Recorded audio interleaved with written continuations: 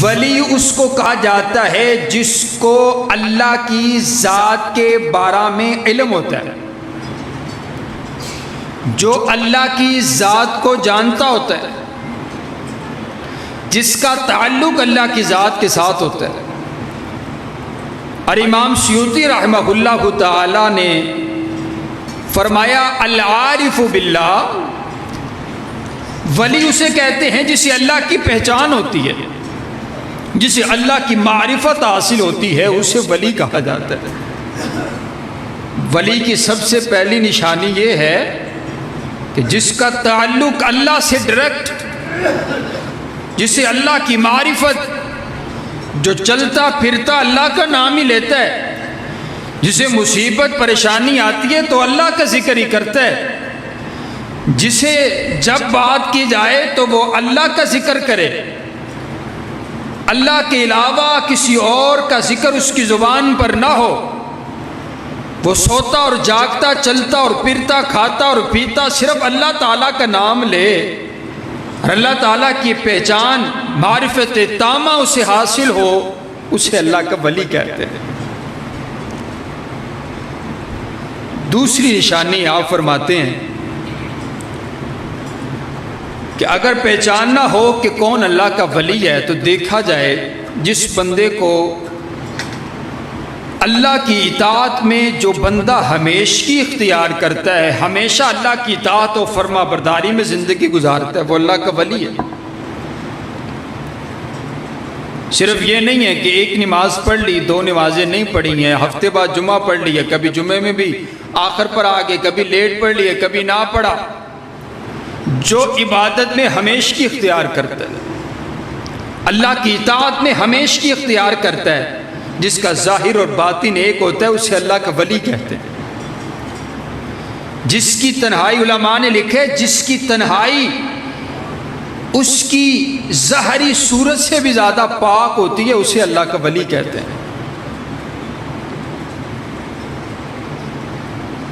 اور بعض سامعین باتیں سمجھنے کی ہے، میں چاہوں گا ٹھہر کے آپ کو کچھ باتیں سمجھاؤں۔ تیسری نشانی اللہ کے ولی کی یہ ہے المخلص فی عبادتی، وہ اللہ کی عبادت میں مخلص ہوتا ہے، اللہ کی عبادت کرتا ہوا کسی کو اللہ کے ساتھ شریک نہیں ٹھہراتا، عبادت میں خالص اللہ کی عبادت کرتا ہے۔ ہمارے ہاں ولی اسے سمجھا جاتا ہے جسے کلمہ بھی نہیں آتا۔ آپ کے شہر قصور میں ایک ولی پکڑا گیا۔ قصور ہمارا بھی یہ ہے کہ ہم کہتے رہتے ہیں، لیکن عجیب معاملہ یہ ہے کہ جدو تک پھڑیا نہ جاوے ادو تک سچا ولی ہے، تو جدو پھڑیچا جاوے تو جھوٹا ہے۔ وہ بابا جی کو پکڑا گیا، اس کا انٹرویو لیا گیا، اس کی ویڈیوز بنائی گئی، اس پر پورا پروگرام کیا گیا، سب کو دکھایا گیا کہ اچھی ولایت ہے، اچھا بزرگ ہے، اچھی کرامت ہے۔ جب اس کے پاس عورتیں آتی ہیں تو ان کو اور طریقے سے ملتا ہے، مرد آتے ہیں تو ان کو اور طریقے سے ملتا ہے۔ اس کی ولایت چلتی ہے، اس کی کرامت چلتی ہے تو عورتوں پر زیادہ چلتی ہے۔ اور ہماری مائیں اور بہنیں سب سے زیادہ ان بابوں کا اگر کوئی نوالا بنتی ہیں تو یہ بنتی ہیں، جو اسلام دین سے دوری۔ کوئی بیٹا لینے کے لیے جا رہی ہے، کوئی گئی ہے تو جا کے یہ کہہ رہی ہے کہ میرا بندہ میرے قابو چ کوئی نہیں، بابا جی کوئی وظیفہ دیو، کوئی تعویذ دیو کہ بندہ میرے مٹھی چ آ جائے۔ کام دیکھیں آپ، وہ پھر ایسا جادو چلاتا ہے کہ وہ اپنے گھر کے قابل بھی نہیں رہتی۔ کتنی عزت پامال ہو گئی۔ اب جس سے بیٹا لینے کے لیے جا رہی ہے، اب وہ بیٹا تو نہیں دے سکتا، ہاں وہ اس کی عزت کو تار تار کر سکتا ہے۔ اور جب ان بابوں کو پکڑا گیا تو انہوں نے بتایا ہم نے کئی سو بیسیوں عورتوں کے ساتھ ہم نے زیادتی کی ہے، اور وہ عورتیں جاتی رہی ان کے پاس۔ مانا یہ ہے کہ دین بالکل ہمیں علم ہی کوئی نہیں۔ جب اس بابے کو پکڑا گیا تو پوچھا گیا، انٹرویو لیا گیا اور اس سے پوچھا گیا کہ بتاؤ ذرا، تم اللہ کے ولی بنے پھرتے ہو، یہاں تمہارے نے اپنے دربار بنایا ہوا ہے، یہاں عرس ہوتا ہے، میلہ ہوتا ہے، یہاں لنگر بانٹا جاتا ہے، بتاؤ تو صحیح تمہیں نمازوں کا علم ہے، بتاؤ ظہر کی کتنی رکعتیں ہوتی ہیں؟ تو کہنے لگا ظہر کی 4 رکعتیں ہوتی ہیں۔ کہا کون کون سی؟ کہا 2 نفل ہوتے ہیں، 2 فرض ہوتے ہیں۔ کلمہ پوچھا گیا تو کلمہ نہیں آتا۔ معزز سامعین، یہ انداز، یہ حالت ہمارے معاشرے کی ہے۔ تو آپ سمجھیے ولی اسے کہتے ہیں جو اللہ کی خالص عبادت کرتا ہے، جسے اللہ کا علم ہوتا ہے، جسے اللہ کی معرفت حاصل ہوتی ہے۔ معزز سامعین، اللہ کی عبادت میں علماء نے چوتھی یہ بات نقش کی ہے کہ ولی اسے کہتے ہیں جسے عبادت کرتے ہوئے سرور آئے، مزہ آئے، لطف آئے۔ امام حسن بصری رحمہ اللہ تعالی فرماتے ہیں 3 چیزوں میں لذت تلاش کیا کرو، 3 چیزوں میں مزہ تلاش کیا کرو۔ آپ فرماتے ہیں 3 چیزیں کون سی ہیں؟ فی الصلاۃ، نماز میں مزہ تلاش کیا کرو، وذکری، اللہ کے ذکر میں مزہ تلاش کیا کرو، وتلاوت القرآن، قرآن پاک کی تلاوت میں، قرآن پاک کی تلاوت میں جو ہے وہ لطف اور مزہ تلاش کیا کیجئے۔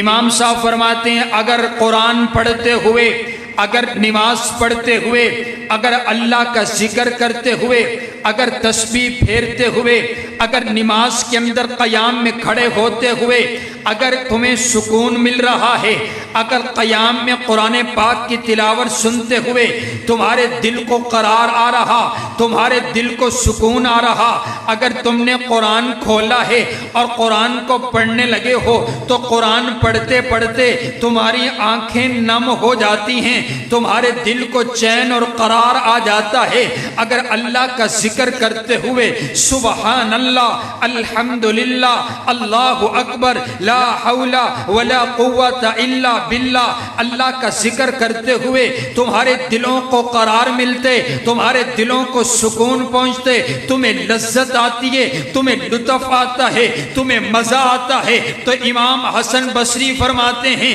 اگر معاملہ اسی انداز کا ہے، تمہیں نماز پڑھتے ہوئے، اللہ کا ذکر کرتے ہوئے، قرآن پاک کی تلاوت کرتے ہوئے لطف آتا ہے، تو پھر یہ بات سمجھ لو کائنات کے پروردگار نے تمہارے لیے اپنی رحمتوں کے دروازوں کو کھول دیا ہے۔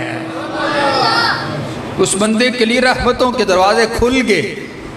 اگر ایسا نہیں ہے، اگر ایسا نہیں ہے، اگر نماز پڑھتے ہوئے مجھے بے چینی ہوتی ہے، اگر نماز پڑھتے ہوئے مجھے بے قراری ہوتی ہے، اگر امام صاحب قرآن پاک کی تلاوت تھوڑی سی لمبی کر دیں تو میں کہتا ہوں مولانا تانوں پتہ کوئی نہیں، میں گاہک چھڑ کے آیا، میں دکان چھڑ کے آیا، میں اپنے معاملات چھڑ کے آیا، میری بڑی مصروفیت ہے، میں ایڈی لمبی نماز کوئی نہیں پڑھ سکتا، نماز چھڑ دیں دے، او مسجد تلاش کر دے، او مسجد تلاش کر دے جن دے وچ چند سیکنڈ دی نماز ہوندی ہے۔ میں نے کئی اہل حدیث بھائیوں کو دیکھا، بھائی کیوں جا رہے ہو؟ فلاں مسجد میں نماز پڑھنے جا رہے ہیں، وہاں جلدی نماز پڑھائی جاتی ہے، ٹوڈا امام لمبی نماز پڑھا دے، ٹوڈا امام جو ہے وہ دیر نہ نماز پڑھا دے۔